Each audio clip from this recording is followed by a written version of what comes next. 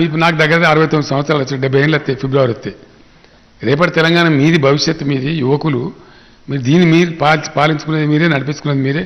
నేను ఒక తొవ్వదారి చూపించి పోతాం. ఎవరు బతకరు కదా, 1000 ఏళ్ళు ఎవరు బతుకుతారు నాకు అర్థం కదా. ఎంతసేపు పని చేస్తాం, పానం వాడమని చెప్పి చేస్తాం. జర కొంచెం కింది అయితే అయిపోయి ఏం ఉంటుందా? కాబట్టి మీరు యూత్ ఉన్నారు, మంచిగా ఉన్నారు. ఈ విభేదించుకొని రాజకీయంగా ఘర్షించి కోట్ల రూపాయలు ఖర్చు పెట్టాడు కాదు. ఇద్దరు కలిసి అదంతా కరువు ప్రాంతంలో ఒకప్పుడు చాలా బాధపడ్డాం.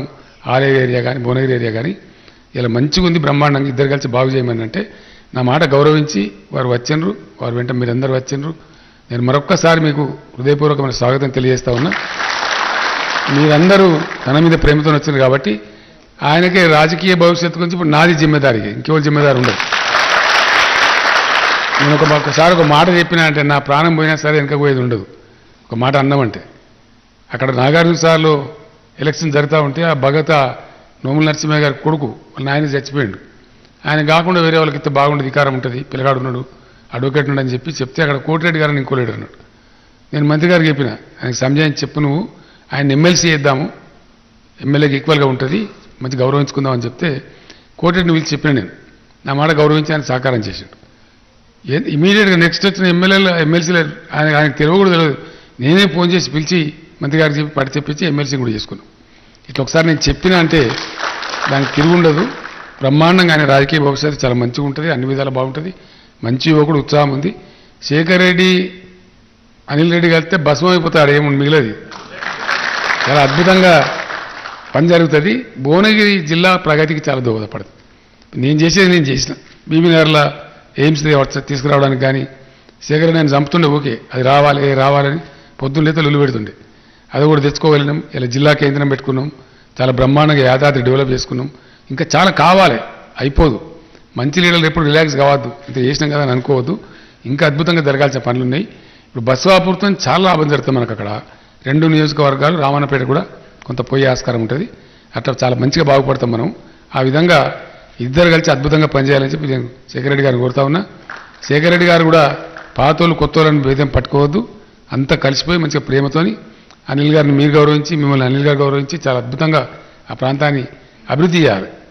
గెలుచుడు ముఖ్యం కాదు, గెలుతామో గాడపలు ఏదోసారి. ఎందుకు గెలిచినామని జనం అనుకోవాలి. ఈ ఎమ్మెల్యే ఉన్నారంటే మంత్రి కావాల్సిన రాబాయి పబ్లిక్ ఆ పేరు రావాలి, ప్రజలకు ఆ సేవ జరగాలి. అదే గొప్పతనం. అటువంటి పని చేస్తేనే యాది ఉంటుంది, ప్రజలు యాది పట్టుకుంటారు, ఆ పదవి వచ్చిందని కూడా సార్థకమవుతుంది. కాబట్టి ఆ రకంగా మీరు ఇద్దరు కలిసి చేసి ఆ జిల్లాను బ్రహ్మాండమైన జిల్లా తయారు చేయాలని చెప్పి కోరుకుంటూ వారికి మీ అందరికీ మరొకసారి మనస్పూర్వకంగా స్వాగతం తెలియజేస్తూ నేను సెలవు తీసుకోవడం. జై తెలంగాణ. మొత్తం రైతులకు ఇచ్చే ముందు ఎలక్ట్రిసిటీ అధికారులు ఇట్లా గదగద వణుకుతున్నారు. ఈయనరా భయ్ ఏం కాదు, అట్లుంటేనే మీకు మంచిగా ఉంటుంది అని ఉన్న చిన్న కిటికీ ఏంటంటే ఈ 7 గంటలే వస్తుంది అంటే 7 గంటల టైంలోనే ప్రతి ఒక్కరు కరెంట్ వస్తుంది. ఆ స్టార్టర్లలో కట్టెలు పెట్టుడు, 3 ఫేజ్ లేకపోతే ఇంకోటి వేసి అది తమాషలు.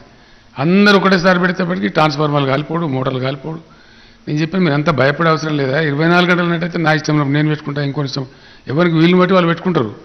ఓ ఆయన భువనగిరి పోయి పెట్టుకుంటాడు, ఓ ఆయన పెట్టుకొని భువనగిరి పోతాడు. ఒకటేసారి అందరూ పెట్టరు, వాళ్ళ వీళ్ళు బట్టి పెట్టుకుంటారు.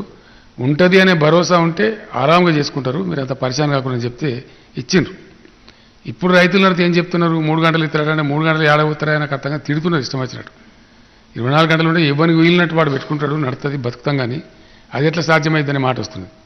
అప్పుడు రైతులు కూడా అన్నారు స్టార్టింగ్లో నాతో ఏమన్నారంటే, సార్ 24 గంటలు సాయంత్రం ఉన్న భూగర్భం నీళ్ళు ఎత్తిపోతాయేమో, అది కూడా పరిస్థితి అవుతుందేమో అర్థం కాక దానికి సంబంధించి మనం ఏం చేసినామంటే మిషన్ కాకతీయ చేసుకొని ఆ రోజు కాకతీయ రెడ్డి రాజులు పుణ్యం కట్టుకుని మనకు తవ్విచ్చారు చెరువులు. ఆంధ్రప్రదేశ్లో చాలా ఆగమైపోయినాయి అవి. మళ్ళీ 46,000 చెరువులు మిగిలితే ప్రతి ఒక్క చెరువును కూడా మంచిగా చేసి దాని సామర్థ్యం పెంచుకున్నాం. అయితే ఆ రోజు జరిగింది ఏంటంటే అధికారులు వచ్చిన తర్వాత లాస్ట్ 2 పాయింట్లు అడిగారు నన్ను.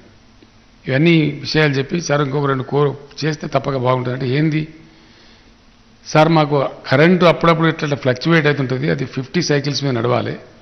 కిందికి వచ్చినా కానీ దెబ్బ కొడుతుంది, గ్రిడ్ కొలాప్స్ అవుతుంది. ఎక్కువ వచ్చినా కూడా గ్రిడ్ కొలాప్స్ అవుతుంది. కాబట్టి అప్పుడప్పుడు ఎమర్జెన్సీలో మేము ఒక 50 మెగావాట్లో 100 మెగావాట్లో కొనాల్సి ఉంటుంది. కొనాలంటే మాకు డబ్బులు కావాల్సి ఉంటుంది. వాడు అవతల నువ్వు మేము అడిగితే వాడు ఏమంటాడు, నువ్వు కరెంట్ ఇవ్వరా అంటే నువ్వు డబ్బు పెట్టమంటాడు, ఎల్సీ ఓపెన్ చేయమంటాడు. దానికోసం మేము సర్కార్లో ఫైల్ పంపి వచ్చే వరకల్లా వారం 10 రోజులు అవుతుంది. ఆ లోపల ఆయనతో కుప్ప కూలుతుంది, ట్రాన్స్ఫార్మర్లు కాలుతాయి, రైతులు రోడ్ల మీదకి వస్తారు, పంచాయతీ అంత ఉంటుంది. మేము ఖర్చు పెట్టాము, వృధా చేయం, మీకు హామీ ఇస్తున్నాం. ఒక 25 కోట్ల రూపాయలు ఫైల్ పంపకుండా మేము ఖర్చు పెట్టే అనుమతి ఇవ్వండి, ఎమర్జెన్సీ సందర్భాలు ఎదుర్కోవడానికి.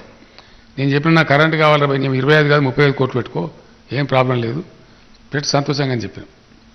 ఆ తర్వాత ఇంకోటి లాస్ట్ కోరిక అన్నారు. ఏంది అంటే ఒకటే మాట చెప్పారు వాళ్ళు. సరే ఇక్కడ 8 మంది ఐఏఎస్ అధికారులు మా డిపార్ట్మెంట్లలో ఉన్నారు, ట్రాన్స్కోలో, జెన్కోలో, దానిలో. ఐఏఎస్ అధికారులు చాలా ఉత్తమమైన వాళ్ళు, మంచిగా పనిచేస్తారు, వాళ్ళకి నాలెడ్జ్ ఎక్కువ ఉంటుంది. కానీ కరెంటులో టెక్నికల్ విషయాలు వాళ్ళకి తెలివై మేము చెప్తేనేమో నేను సీఎం గారికి మాట్లాడతా, పవర్ మినిస్టర్ గారికి మాట్లాడతా, నేను ఫైనాన్స్ సెక్రటరీకి మాట్లాడతా, అయితే మాట్లాడుతుంటారు వాళ్ళు. ఆ లోపల దెబ్బ కొడుతుంది మాకు సిస్టమ్. ఇక్కడ మీరు ఏమనుకోకపోతే మా మీద భరోసా ఉన్నట్టయితే మమ్మల్ని నమ్మితే ఇక్కడ నుంచి ఐఏఎస్ ఆఫీసర్లను తీసేయండి సార్ అని చెప్పారు.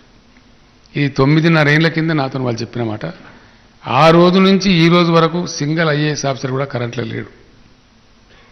అందువల్లనే కంప్లీట్ టెక్నోక్రాట్స్ మీద, ఇంజనీర్స్ మనం ఆధారపడి చేస్తున్నాం కాబట్టి బ్రహ్మాండంగా జరుగుతూ ఉంది. ఐఏఎస్ అధికారులు ఇతర రంగాల్లో వాళ్ళు పనిచేస్తూ ఉన్నారు, అక్కడ పని బ్రహ్మాండంగా జరుగుతూ ఉంది. ఇది చేయాలంటే ఇది విల్ పవర్ కావాలి, దీనికి ఊరికే తమాషాగా రాదు, అంత ఈజీ కాదు. ప్రతి ఒక్క విషయంలో ప్రభుత్వం లోతుగా దూసుకుపోయి పూర్తి అవగాహన చేసుకొని పూర్తి అండర్స్టాండింగ్తో చేసినప్పుడు పనులు సక్రమంగా జరుగుతాయి. మొత్తం భారతదేశంలో ఎక్కడ లేనటువంటి కరెంటు ఇలా తెలంగాణలో మనం ఎట్లా తీయగలుగుతున్నాం, ఏ కారణం నుంచి తీయగలుగుతున్నాం ఒకటి.